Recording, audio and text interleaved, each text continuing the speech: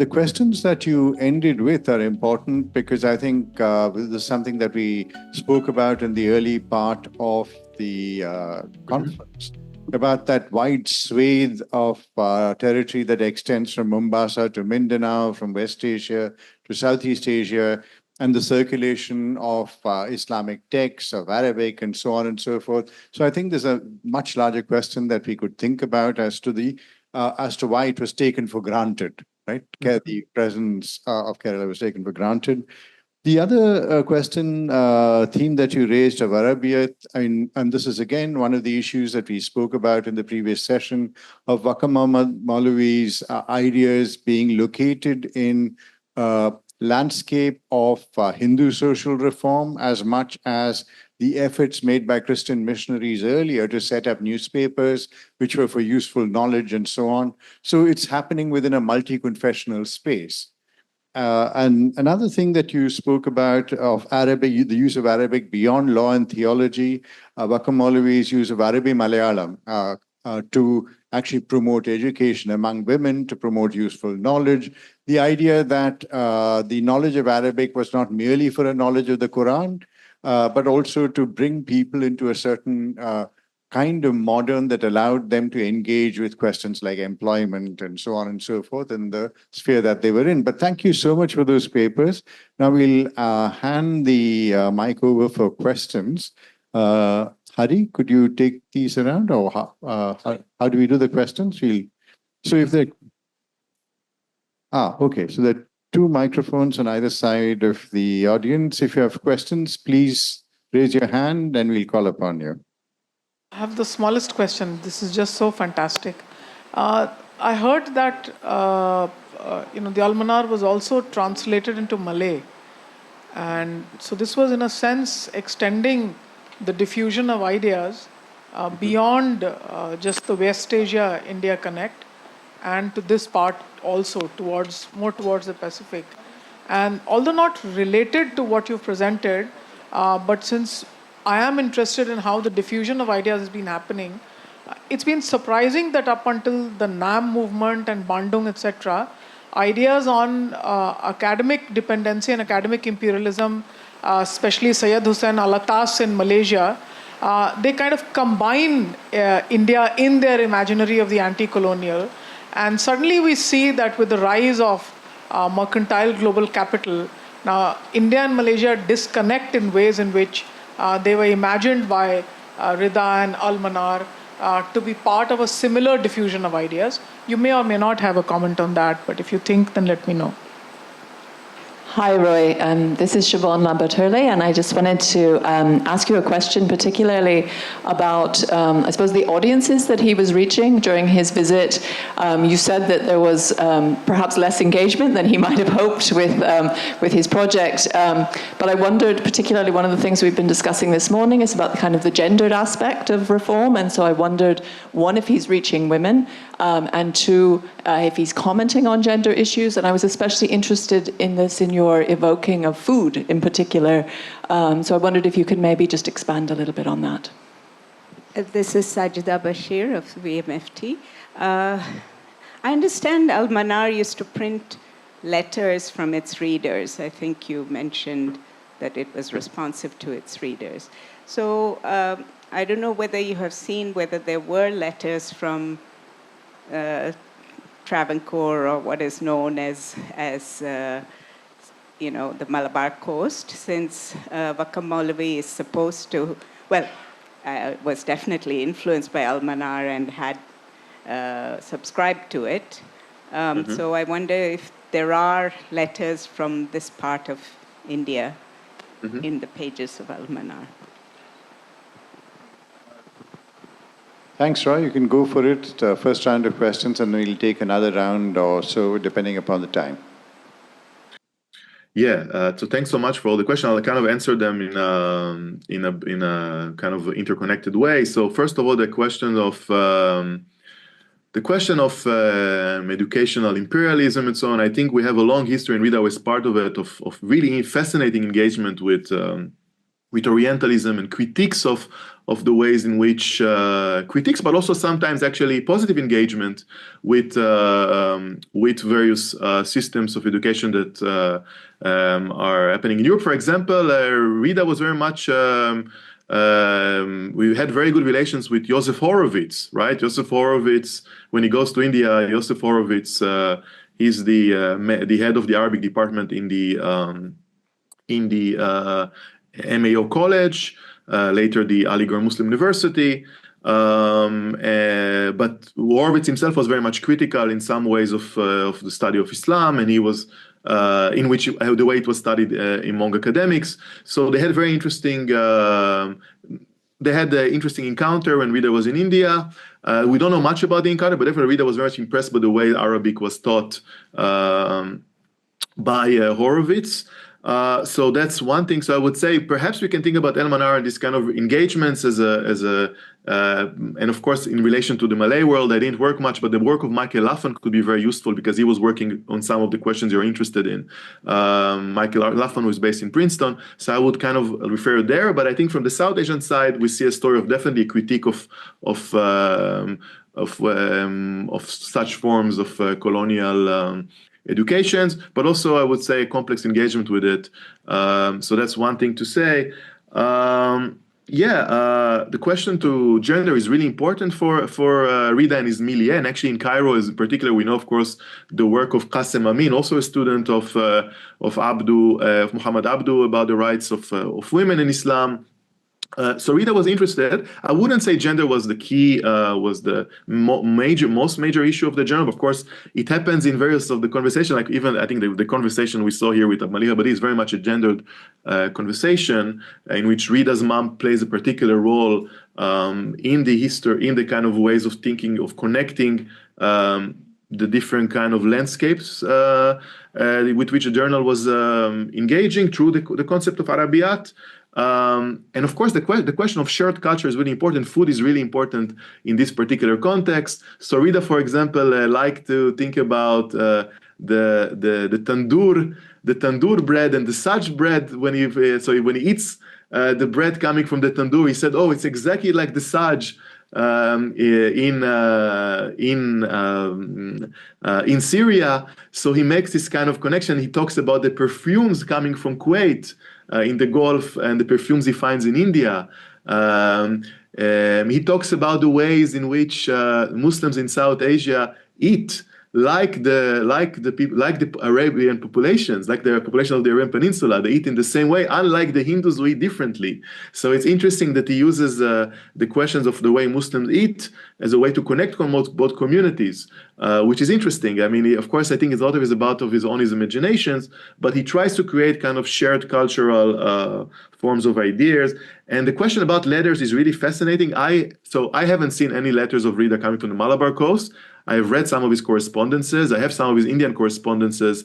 So first of all, the correspondence are in Arabic. I saw correspondence he had with people like Suleiman Nadvi, for example, with Maliha Badi. But I would say that I can definitely ask other colleagues around, but also I do have one petition sent in Arabic from Muslims in Malabar in I think it was from 1911, sent to the Khedive of Egypt. So I haven't yet worked on that, but it's something that I found in an archive actually in the UK, in Durham. So there is one letter I do have that I can definitely check and see. I haven't just read it yet, but I have it somewhere and I can definitely check. So yes, we do see sometimes petitions sent from these regions to Egypt, but I didn't see any particular thing about El-Manar. Roy, there's one question from a Zoom participant. Are you able to read that or should we read it out for you? I think because I'm sharing the screen, I'm unable to read it. So it would be great if you could read it to me, please.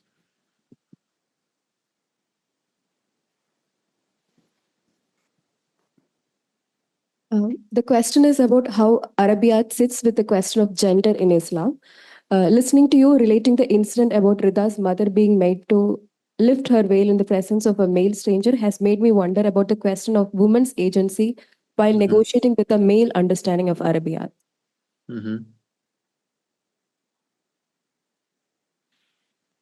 Should I answer this, or should we, or Are there or wait any for more others? questions from the audience? The audience is in a post-lunch stupor. So, there's one question.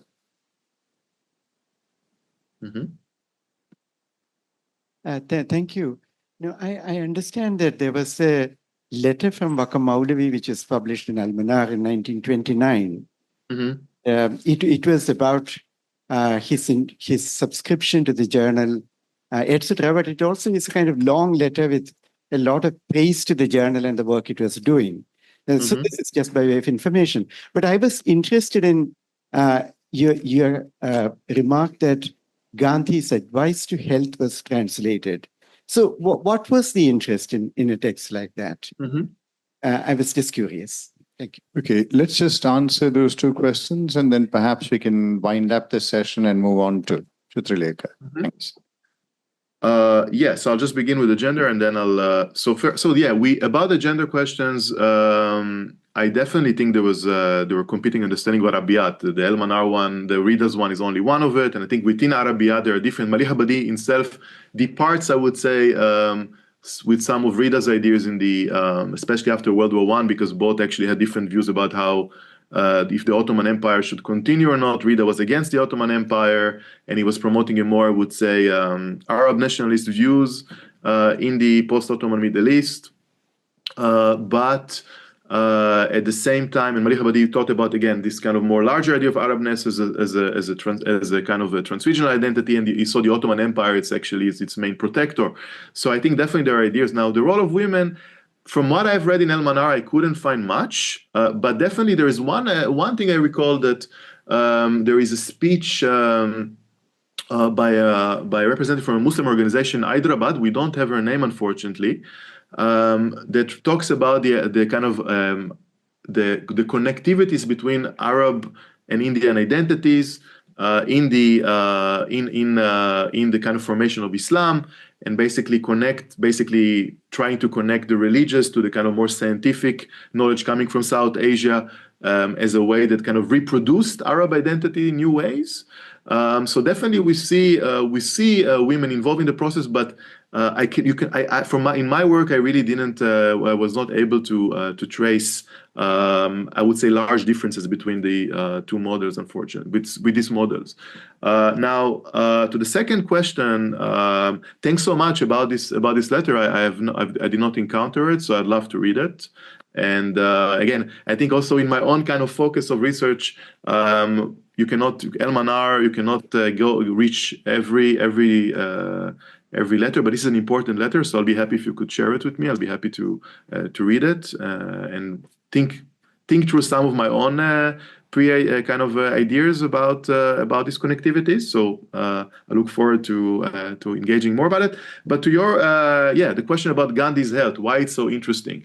So first of all, Gandhi is a huge thing in the is a big star in the Arab world. When it comes to Port Said, Anwar Sadat decided to dress as Gandhi, the late president of Egypt.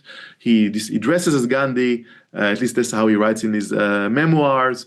Gandhi really brings thousands of people to kind of commemorate his visit to Egypt, which was a short one, but still an important one. So people are interested in Gandhi as an anti-colonial figure.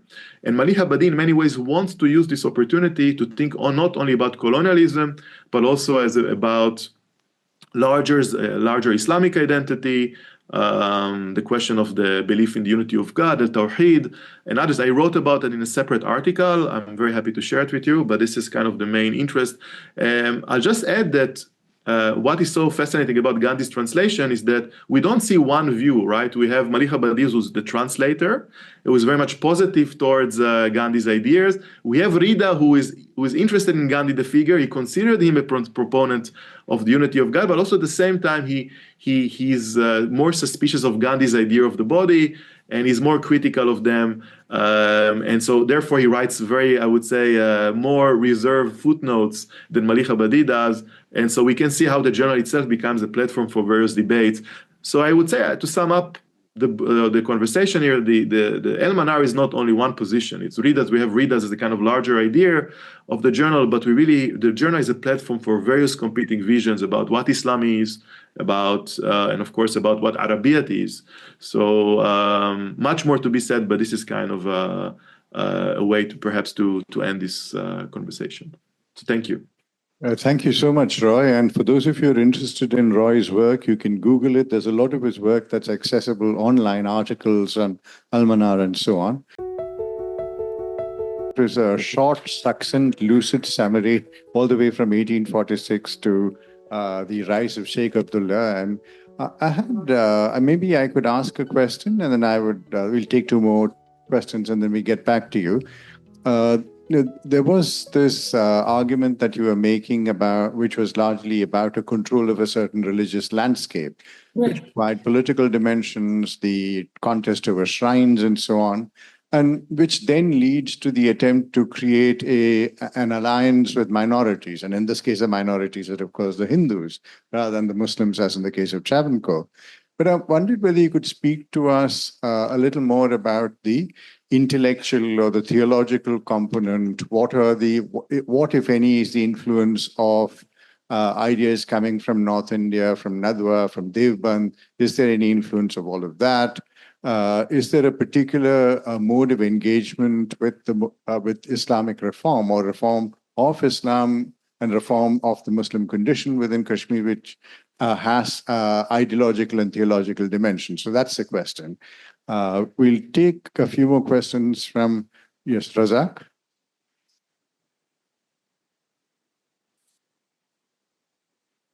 Thank you, Professor Jutsi. I have a question that I hope will allow to come back to some of the conversation earlier in the day. So beyond the region, nation, religion, triangular formulation, I've thought two moments in Kashmir history allow for a new, wider framework. One is when Muhammad Asad is in Kashmir, and I think he wanted to set up a press there. And he has some very interesting observation on Islam in Kashmir and his reading of Sufism in Kashmir. So that's one. If that was a moment. In fact, there are files about him bringing communism and Soviet internationalism to Sheikh Abdullah. So this is, of course, colonial anxiety about German convert to Islam coming from Arabia into Kashmir. So I was wondering if that's a moment that was significant or not. The second sort of connection that I found very interesting is the Ahmadi unspoken history in Kashmir. Yeah. So from what I've understood from the Ahmadi archive, again, Germany, is that there is a significant presence, or at least connection of Kashmir Ahmadi population. Is that something that is written about, spoken about, or factored at all in Kashmiri idea about Islamic reform, particularly modernism in Kashmir? If you could speak a little bit on that. I know that's not what you've spoken about, but I hope that would allow us to ask newer kind of conversation. Thank you.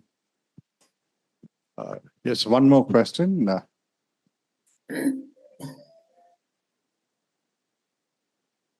Hello, ma'am. Yeah, so actually, this is not related to the topic. You didn't touch this aspect. Could you just speak into the mic like that? Okay, so I just want your comments on, like, someone was talking earlier about the Travancore when some representation was given to the common masses. Same happened in Kashmir after the Glancy Commission. Can you shed some light on that? What was that, and who were allowed to vote, and its impact? And was it external influence or internal pressure? I just want you to give some comments on that. Thank you. Can we take the first round of questions and then we'll go on to the next one? Thanks.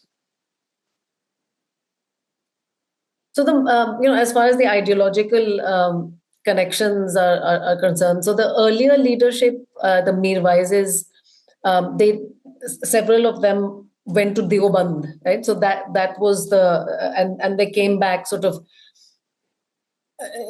imbued with this idea that, Kashmiri Muslims are backward and they need to be uplifted. And one of the ways to do that is by bringing in materials from British Punjab and from Deoband to get people to read, right? So a lot of sort of the Punjabi press is being smuggled in, right? Especially the Punjabi Muslim press, newspapers that are like Zamindar, for instance, and so on, are being smuggled into Kashmir and then being read, and there are these kind of reading rooms that are set up for this purpose, right? But I would say that the most significant ideological influence in Kashmir is in fact communism. There's a very, very deep. Many of the people who come back from British India in the early 1930s and through the 1930s and 1940s are Kashmiri Muslims who have either directly joined the Communist Party of India or are significantly influenced by it. So people like N.N. Rena, for instance, and then the Punjabi Muslims, or rather, I'm sorry, Punjabis who come into Kashmir, like BPL Bedi, for instance, right, who has a very, very deep impact on the movement. So the manifesto of Naya Kashmir, which is put forward in the 1940s, is basically a communist manifesto, of a radically egalitarian society, right?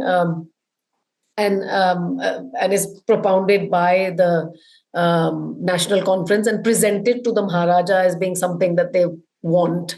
So that, and I think that connects with the other question as well, where Sheikh Abdullah is in fact, Sheikh Abdullah, of course, never directly, says that he's a communist and so on, but he's surrounded by communists of various kinds and socialists, and they are really influential in getting him to think beyond sort of religion and really think about class. And this makes sense because Kashmiri Muslims themselves, forget about Kashmiri Pandits and so on, who are slightly bit better off. But Kashmiri Muslims are extreme. I mean, they are eviscerated, group of people in the princely state. So it makes sense that they are drawn, that Sheikh Abdullah, is drawn to this and feels that this is something that he can,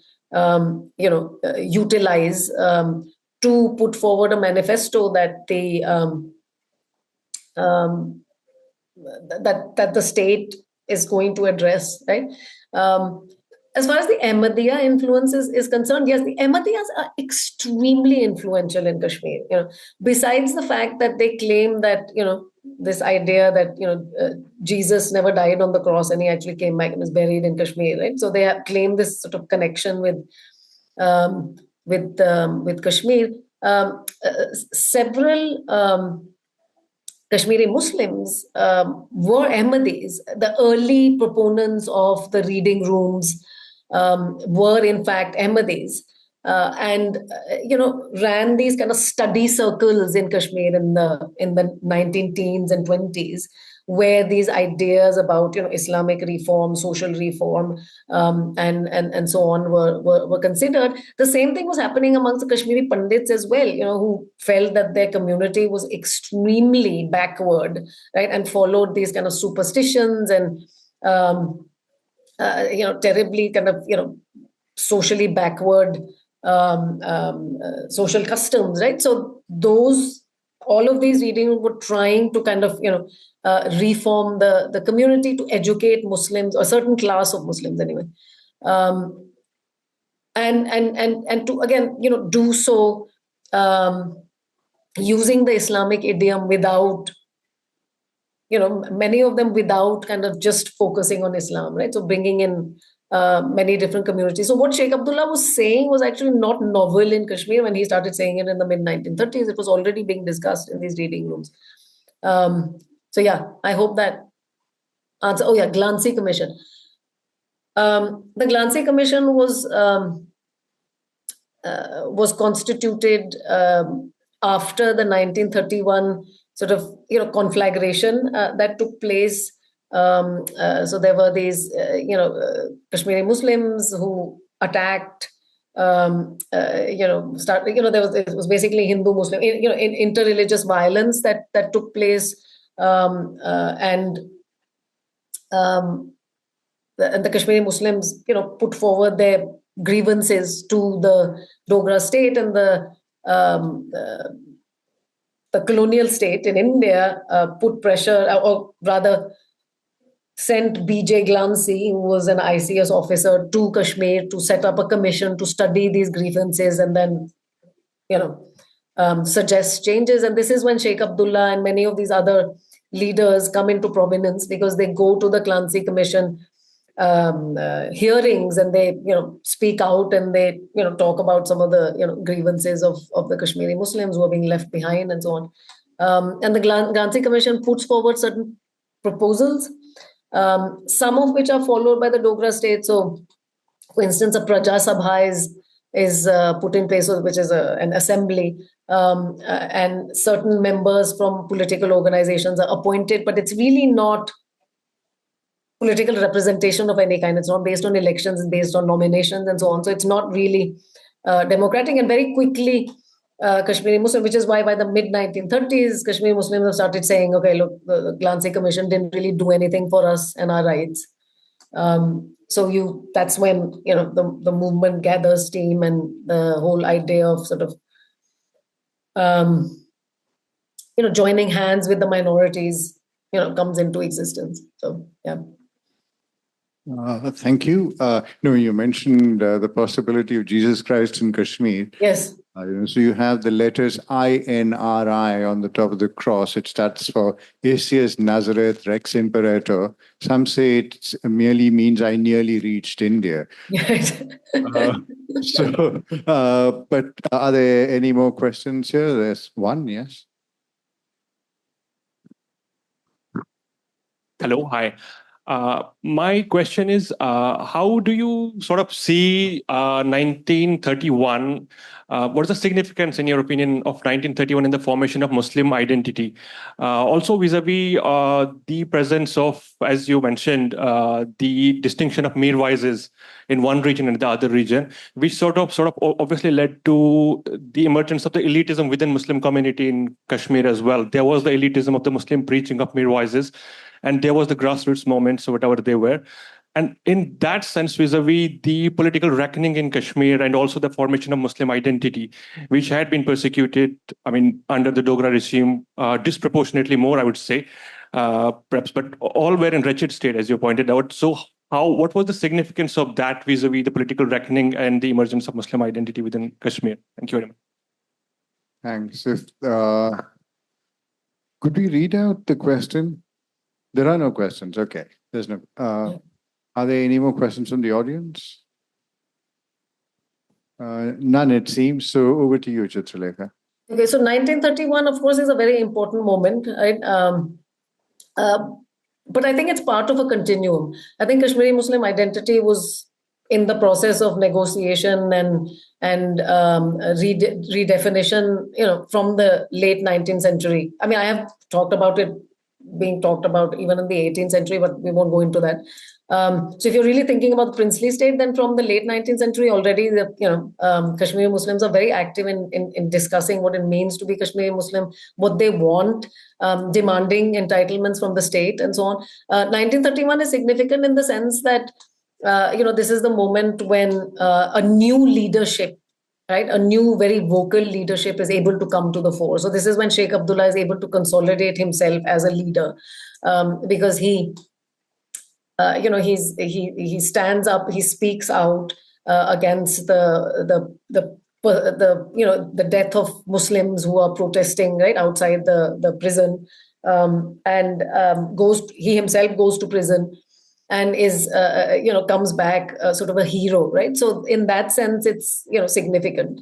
And of course, it's significant because it's been memorialized as being significant, right? Everyone talks about 1931. But I would again say that it's part of a much longer continuum in talking about the development of Kashmiri Muslim identities in the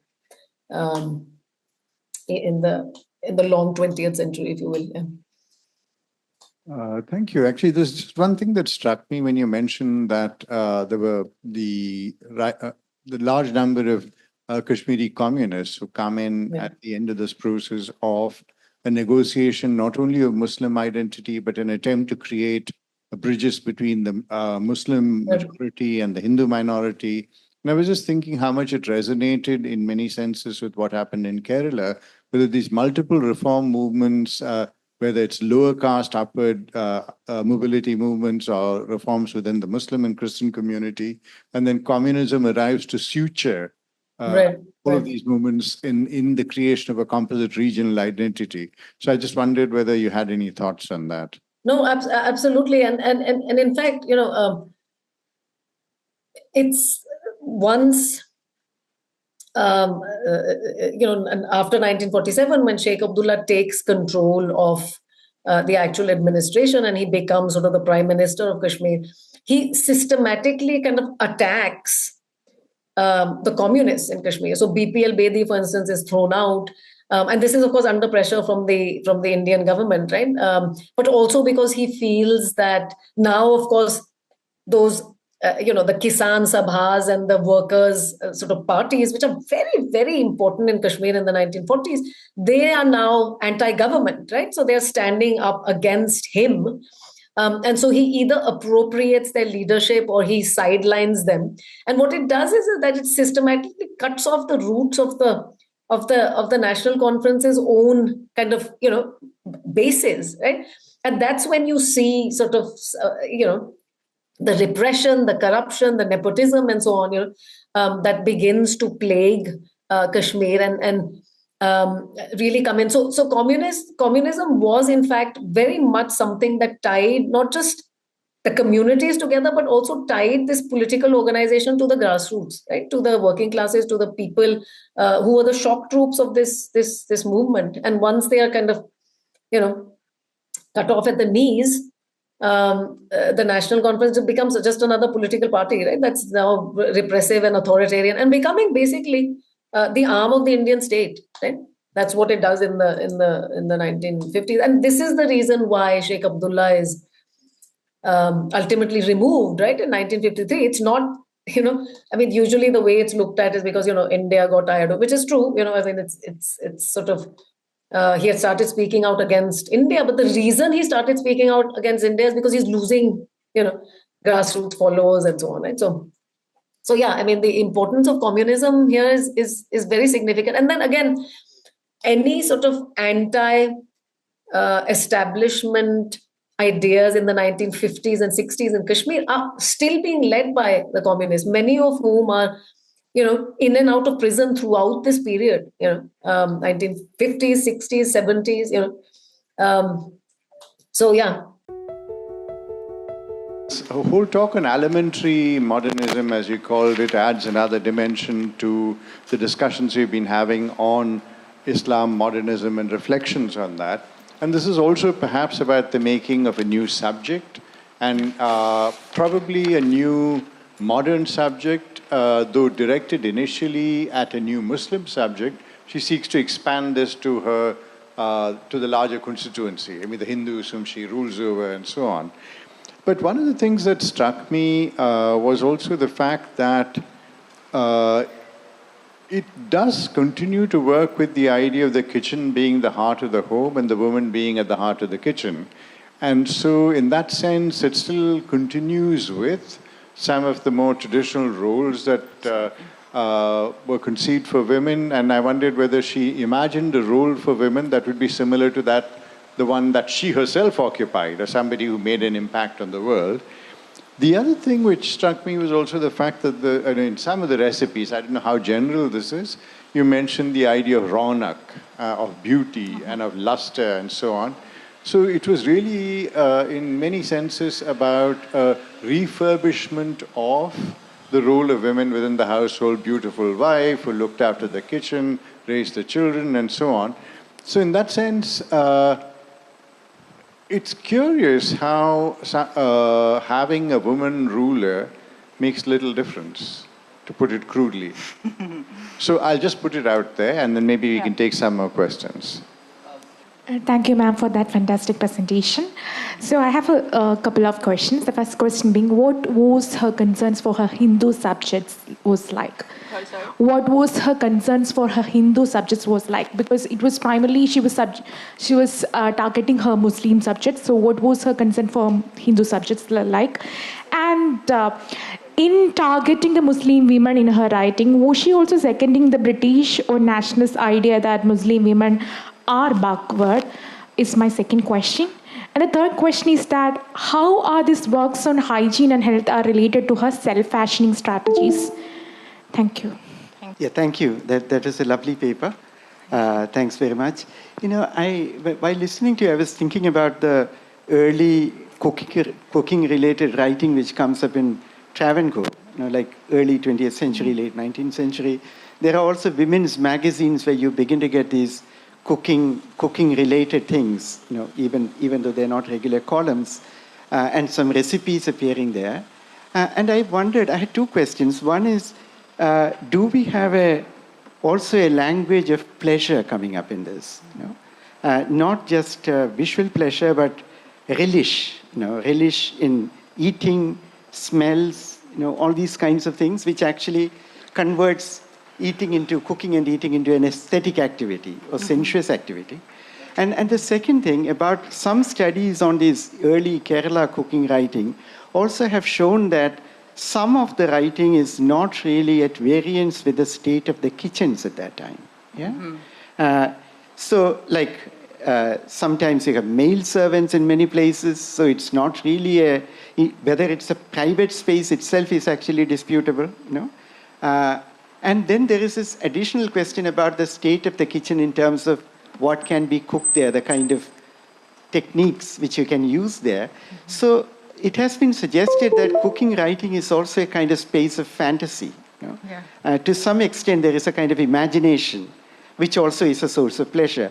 So I just wondered if there is something which comes up similar to this in the material you looked at. And are there writing in the periodical press on cooking, which is coming up at that time?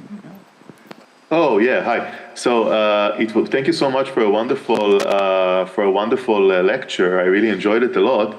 And actually, I think we need to speak because actually in my forthcoming book, I have a chapter on meat consumption and food practices. So definitely, but coming from more for kind of the oligarch movement folks.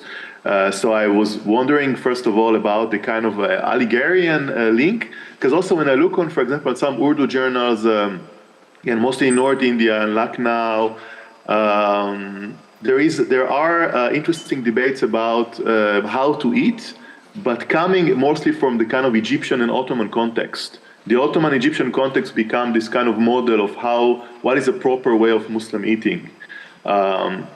And also the question of the smell is interesting. It reminds me of Mehboob Alam's travelogue. He was the editor of Pais Akhbar, who went to Istanbul, and the first thing he says when he arrived to Istanbul, I smell the food, the kind of I smell the essence of Muslim food in the air. So it becomes also connects to the sacred space of the capital of the caliphate, and so on. So there is something going on. Also about the particular context of Bhopal, what I found really striking. So in the early 40s, Bhopal hosted an important Muslim scholar who escaped the Soviet Union. His name was Musa Jalollah Bigiev. He collaborated with the Japanese, and therefore he was put in kind of an arrest. I think if I'm not mistaken, I think it was in one of the palaces, and he wrote some books on questions of food, food consumption and relation to Islamic law. I don't know if there was any impact from the Bhopal side, but you may want to give a glance on his writing. His name was Musa Jalollah Bigiev. So I think I'm really fascinated to hear more about this kind of connectivities to the reformist movement. But thanks again for a wonderful talk. Yeah. Thank you. Thank you for the amazing selection of questions and comments as well. First of all, let me just finish by thanking Roy for that reference, which I will definitely follow up. But otherwise, let me go through the questions in turn. The first one was kind of about this idea of making a new subject, but that women were still in traditional roles. What's actually kind of interesting, I think, is we imagine women to be the main, to have the main responsibility for cooking in these elite or these middle-class households, actually. But actually, what we see in the advice manuals to women at the time is that they hadn't had the responsibility for cooking. That they had generally, there had been male consummas, perhaps, that came in and did cooking, or male servants, or female servants, as was indicated by one of the other questions as well. But actually, the housewife, if you like, was being reconstructed, I think. That's the thesis I'm working on. She's being kind of reconstructed in the 20s, 30s, and 40s. And a lot of the, not in Bhopal, but a lot of the books that I've looked at elsewhere are really saying, women, don't just sit back and let your domestic servants do the cooking. You need to take responsibility. A man wants his wife to cook for him. So actually, some of these sort of ideas that we have about women being kind of attached to the kitchen are maybe a little bit more modern, at least in this context, than we realize elsewhere. You said, that a lot of these kind of sound quite customary, and I think that's very purposeful, actually. Sultan Jahan is aware that she's not a typical woman, and she sets herself out aside as a sort of exception to a lot of the usual rules. And she plays with that notion of customariness, I think. So I think she's a very pragmatic woman. That would be my argument. She knows that she's not going to get these things across if she kind of pushes them too far. So she's always very careful to operate with in a way that kind of works for more conservative groups within Bhopal and elsewhere, and kind of gradually change things. And really, it's almost the next generation that then sort of use what she does as a kind of platform to do things much more different. In terms of Ronak and the idea of kind of beauty and luster, the thing I think is quite interesting about this, and this comes out of the work of Mobeen Hossain, is the idea that actually this focus on beauty and luster is very much attached to a kind of racialism, actually, colorism, I would say. So I think in some ways I cut this out of the paper, actually, but some of the evoking of that is less about kind of beauty, but it's more about creating color hierarchies, I think. So I think that's interesting. Thank you for your comments too, Annie. In terms of our Hindu subjects, very conscious that, she says she's writing for Muslims, and then she says, yeah, but all the rest of you can listen to this too. And so actually, she says she's translating everything for her Hindu subjects. She's giving speeches very consciously, seeking to reach her Hindu subjects. And that was one of the things I found really interesting about this context, which I think fits with some of the work that we've heard about today on Vakkom Moulavi. So there's a real conscious effort there, I would say. And she's not reconstructing it. She's not taking out the references to the Quran and the Hadith. She's applying those as consciously to her Hindu subjects. So you can kind of see her assumption of a kind of Muslim imperium or something, I think, there. In terms of seeing Muslim women as backward, I think no doubt, yeah, she definitely has that vision, but I think it comes less from a kind of colonial vision than more from sort of reformist discourse, I would say. She's drawing on these metaphors that were used by male writers, I think, in the late 19th century, in which she propagates her writing with, where she talks about men and women as kind of the wheels of a cart, and how can one wheel move forward if the other wheel doesn't go with it? And so this idea that if the Muslim community really wants to move forward in a kind of modernist notion, that both of them have to go hand in hand. And again, yeah, no doubt that her ideas on hygiene and health and food all were very, very much a kind of conscious part of her self-fashioning, I think. I've written elsewhere about the way in which her reformist writing is a sort of almost an autobiographical mode, I think, and in which she's sort of, and I tried to use that example of where she talks about tea and cocoa to sort of say, she's using this to distinguish the nobility from others. I can see you looking at your watch, so I'll go faster. Thank you, Udaya, too, for your comments. And really interesting to hear about the writing in Travancore. I hope maybe I can pick your brains on that a little bit more. So I've been looking also at Urdu magazines for this project. And of course, they too have plenty in there. Some of them have recipe columns, some of them have sections on hygiene and cookery and that. And I've also been looking at a lot of cookbooks. I think I see a distinction between the kind of thing that's being written in Bhopal and is being written in other places in British India, actually, in that there I do see just what you're saying, a kind of language of pleasure and relish. I see much less of it here. Sultan Jahan was quite an austere woman, actually. And indeed, I think she tried to pass that on to her descendants. So if you've ever looked at any of the autobiographical writing by her descendants, they all talk about how she was very austere and she made them all eat gruel and beef tea.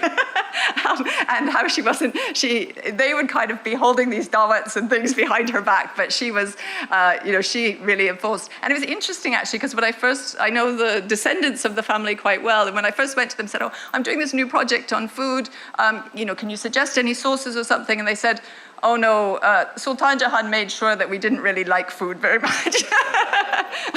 So in this context, not so much language of pleasure and relish, but definitely elsewhere in some of the other cookbooks that I'm looking at. And there, this kind of real sort of sense of aesthetic pleasure that you refer to. Love the point you made too about sort of the state of the kitchens. Maybe the third section of this paper ultimately will be kind of looking at how this is sort of recreated in the kitchen and if it can be. And from the autobiographical literature, there's some nice descriptions of kitchens and from Bhopal in Urdu as well and elsewhere too, and how in some ways there's these problems. How do you kind of make these English dishes when you don't have necessarily the techniques or the cooking pots or whatever. And I think definitely some of the literature that I'm looking at, it kind of reminds me like when you go out and buy an Ottolenghi cookbook and you look at the pictures and put it on the shelf, but you don't necessarily, it's more sort of, as you say, it's kind of imagining a different world. I don't think these books are actually, I feel like she's really trying to make a change. And hence all the beef tea, maybe, I don't know. But I think that does apply elsewhere. And I think it'll be interesting for me to kind of map, I think, where that's coming and where it's not actually and why. Roy, too, thank you for your comments. And I'm interested very much to read the chapter in your book you referred to. In terms of the Aligarhian elite, of course, Sultan Jahan had very close contacts with Aligarh. She was the first chancellor of the university, and she made a really conscious effort, one, to bring Aligarh graduates to work in the state, and also, of course, she sent her youngest son, who then became the Nawab, to study at Aligarh. So the connections between Bhopal and Aligarh were very extensive, and I'm interested to kind of follow up more what you're saying about these kind of tracks on how to eat. I've actually, for another paper I've been working on, I've been thinking about sort of these gender differences in terms of cookbooks. And one of the things that struck me is exactly what you're saying, is that the men spend a lot of time writing about these kind of strictures about how to eat, and that they're very much, as you say, kind of engaging with ideas that are coming from an Ottoman and Egyptian context, where the women's texts are less prescriptive in that way generally, I would say, and they're much more conscious about the kind of nitty-gritties of how to cook and the pleasures of eating,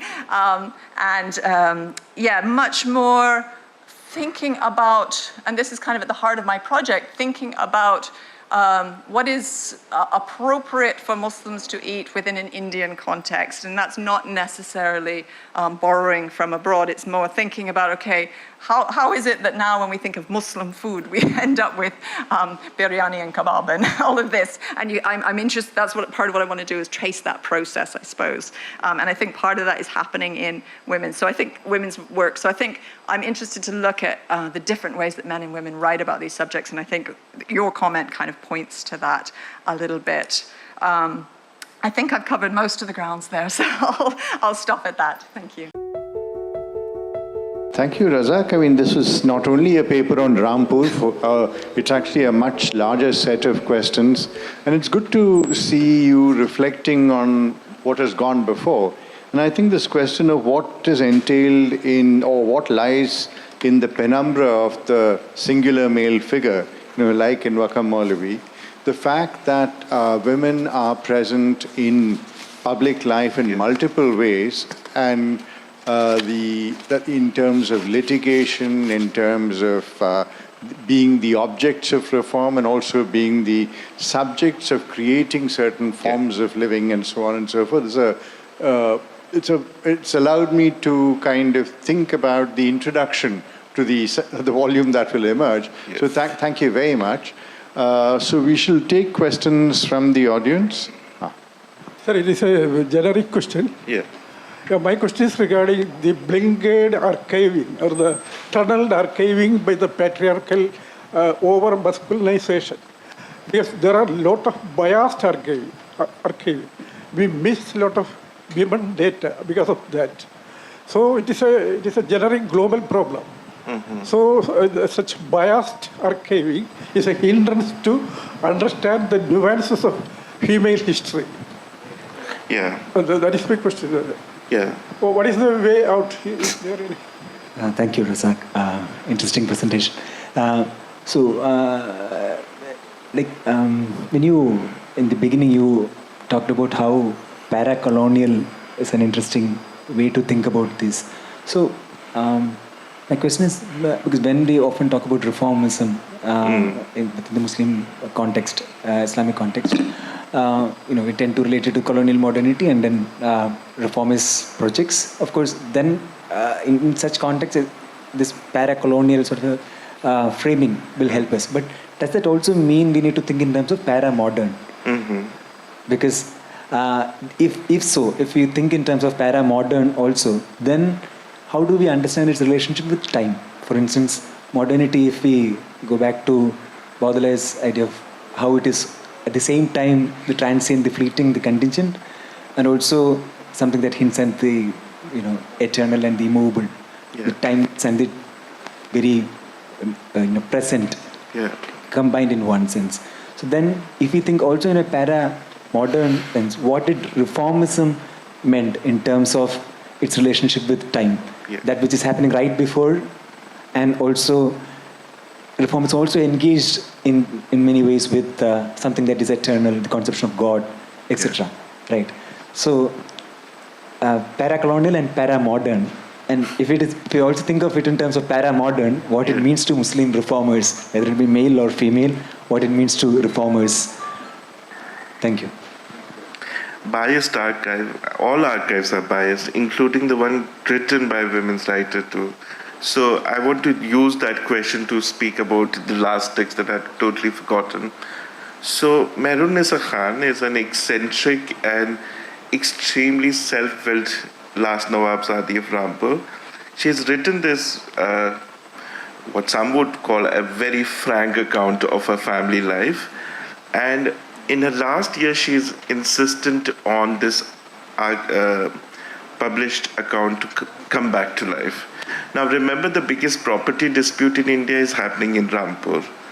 And Mehrun-Nisa Khan, through her own account, not only fought a very difficult divorce battle against a marriage that was forced on her, she also fought successfully to get custodies of her kids after marrying a Pakistani, which was used against her.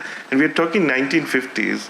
And one maybe Kerala connection, if not Travancore, is VP Menon's support of this. So there are all these other actors who hover around princely state, and which are quite interesting, including the early judges in Nehruvian India who were making decision on these cases. So we're talking about child custody, divorce, marrying a Pakistani in 1950. So she wins those cases, and she's now, of course, fighting this family inheritance claim. She's actually the only surviving daughter now. Others' daughter have died. And she actually has quite a substantial claim in that property right. And this case is still ongoing. And in her 90s, she's fighting that case. This is a long history, despite all kind of biases this archive comes up with because of contesting family claim. What I found so interesting about this history is that her insistence on writing this history through a very quarrelsome history of family estrangement. So that's to me, that allowed a new kind of take on thinking about how we write about women's history. It's not general history. It's not history of domestic bliss. There's a lot of fight and court cases involved. So that's one model. And that archive also comes with biases because it's a personal account. It's an account in middle of a very big family dispute. So that sort of is both an exciting opportunity when you work. And I don't think when we say women's history, that does enough justice to what that history will allows us to ask. Because it also allows us to ask questions about what it means to be whatever reformist father. So Raza Ali Khan is democratizing Rampur, but if you look at his history from his family daughter perspective, it would be quite a different one. So that's one invitation to think about family histories alongside histories of modernization of state. So we might want to bring those two different models of histories together, and the archive is not likely to help. Women, mostly Zanana women, are always written as the problem. It's colonial archive, Muslim male archive, they will always write of them as the problematic character. It helps if they have written about it, but I think you have to be creative and you have to find legal archive, petition archive. So I had, in retrospect, I could have done better with the Khandani claim files, which were so much that after a point I thought, okay, there's no point getting into too much of it, but I'm hoping to revisit some of that biased archive again. So I don't have a solution, but perhaps reading different kind of archives in conversation. Para-modern sounds very dangerously close to postmodern, so I'm not very tempted by it. But I think what I was saying, and again, para-colonial is something that Dilip has written about. What I find interesting in that is to bring it in conversation within the geographies of different princely states. That's why I showed the map, to think about what are the other kind of geographies of both reform and connection we can think of. So for example, when you study Rampur in conversation with Bikaner and Tong, you can write a different history of archival modernity. When you think of Rampur in conversation with Begum of Bhopal, you can think of a different argument about Muslim family reform. So Begum of Bhopal, and I forgot to mention this, in 1920, Shivon has written about it, intervened in a very acrimonious divorce case between Nawab Hamid Ali Khan and the sister of Nawab of Jawra, where she sends him 2 letters, one saying you are Pathan, you should follow the Pathan code of honor, don't act like other Muslim. When he doesn't listen to this, then she sends him Hanafi legal proceeding about it. So there are different ways in which these histories, when put together, will allow us to think about the category of the Muslim reform itself.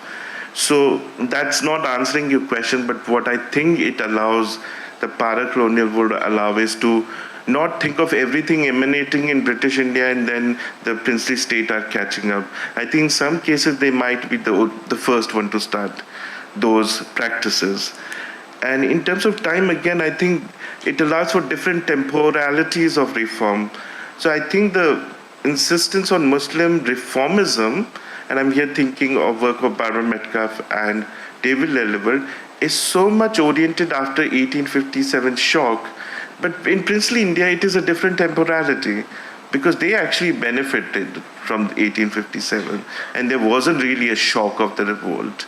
So one of the ways to think about is multiple temporalities of reform and not this uniform argument from late 19th century to 20th.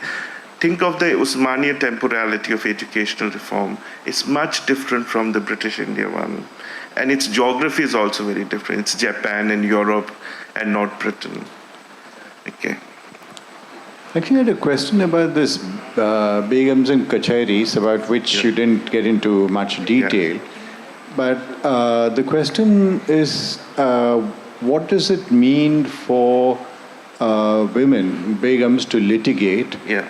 Through litigation, are they not rendering themselves more legible to a disciplining under a legal regime that is largely patriarchal, right? So that to remain illegible to the governmentality and legality might actually allow more of a space of freedom. I mean, that's because what happens in Kerala under, when you have the transition from matrilineal is that the litigation is what leads to the disciplining of matrilineal and imaginations about the ideal family form, which then eventually lead to the eldest male becoming the head of the household and subsequently the transition to patrilineal, at least in a legal way. Right? It takes a while for matrilineal to die. So, Begums and Kacheris, are they, so the first question is, isn't this about a further disciplining? And the second question is, do you find any startling judgments? When Begums go to Kacheris and somehow the judgments actually transform the ways in which they are and which they can be. Well, is where William Bentinck is so shocked that these women are ruling the state, and they are like, so even though he may or may have not supported or ended sati, he's still very shocked that these women are doing this, which is the idea of shock that women may actually be legal subject of their own making and might want to represent themselves. And this gets even more annoying if they are in their parda. So they're insisting on being subject behind the veil too. And that sort of, I think, is the strategy that I think Muslim women use. Parda as both a limitation but also a possibility. And it's a tricky argument to make without sort of saying this is whatever, a different kind of modernity. I think we have to sort of work with, at least at that time, there's this idea of the separate but equal discourse. So they would file cases, but they would also say, but we are Parda Nashi, we can't show up. So they kind of work with both the category. I changed the title from litigant to Begums in Kacheri in terms of sort of disturb this idea of the separation. They may not be in the court, but they are sort of creating this extensive archive and almost being a nuisance to the judges to, of course, recognize their legal claim because the legal structure has actually been created by them and now being sort of used in complicated ways by these women in Wales who would not show up but who would continue to file petition and write public letters in newspaper. So I guess I don't have a fully developed conceptual apparatus, but what I'm trying to say, and this is something I'm doing in a different paper, that historically it is the Muslim women that has often been the face of political moments. So think of Khilafat movement, its political face is Biyamma. Think of Shah Banu case, it's the Muslim woman who becomes moment of politicization. And here I'm saying about the visual representation. And of course, think of Bilqis Bano and how she's the face of the only moment of juridical sort of intervention into mass violence. So that's my larger interest of saying that there's a tendency to think of Muslim women archive as one of rescue. People have to intervene and save and support them. But there's also this longer history of their actually being very much at the heart of major moment of politicization. And I wonder, and this is just a provocation rather than an argument, what are ways in which when we write about Sir Sayyid or when we write about Maulvi Vakkom, we might want to think about what we are not talking about. And that is something that I think would be really a productive way to think of this as not about women, but about the nature of reformism itself. Why the urgency for reformism? Why this idea of a reformist male, as J. Devika would say? Yeah. Yeah. So the question is, how do you look at women's spaces like the Senana and the Harem and the institution of Parda as privileged spaces or practices? Yeah, so this is something I've done a paper earlier and I hope it will come out in future. I don't think there's a singular thing called Zanana and Parda. It depends on your space in the Zanana. So Mehrun-Nisa Khan and Jahara Habibullah have completely different account of the same space. Because one was a sister of the Begum of Rampur, the other was a daughter of a subaltern woman brought into the Zanana. one writes of Zanana as spiritual, nice place, the other writes it as a place of violence, separation, deprivation. So, then these are just based on my work on Rampur. I think there's a tendency to think of these as singular spaces that are divest of agency. There's far more things people do behind Parda, and there are far more interesting histories that one might write of them rather than creating a singular narrative. Yeah. But thank you so much, Razak, and thank you, all of you have stayed the course right through to the bitter end. Yes. And we hope to see you again tomorrow morning. What time are we starting? We start at 10 tomorrow, and with a round table, square table, whatever discussion on modernity. And one of the participants will be joining us online. So thank you all, and thank you to all of you here who have managed everything else. Thank you so much. Bye-bye.